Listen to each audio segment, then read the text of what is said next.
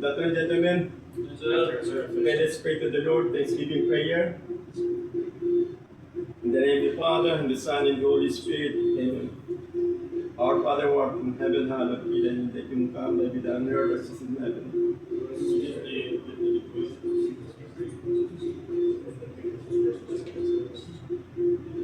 Hail Mary, full of grace, the Lord is with thee. Blessed art thou among women, and blessed is thy womb, Jesus.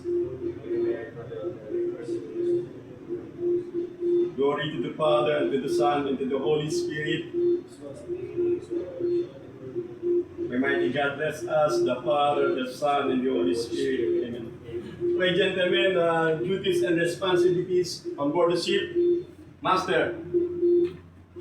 As the vessels of the Master, I am in charge of all the vessels' safety, vessels' security, vessels' safety in the crew, safety of the passenger, and overall in command of entire vessel. Okay, next, Chief Officer.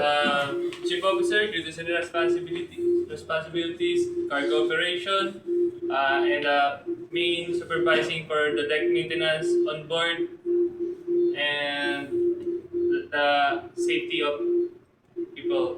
Okay, next, Second Officer. Second officer, duties and responsibilities, in charge of bridge equipment and also the passage planning, and a medical officer. Okay, next, Third Officer.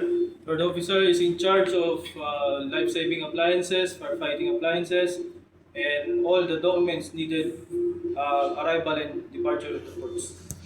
Okay, next, Bolson.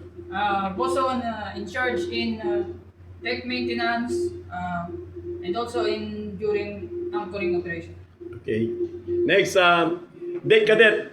As a deck cadet, as a future officer, my responsibility is to do the menial jobs and also observe the officers and learn from them. Okay, very good.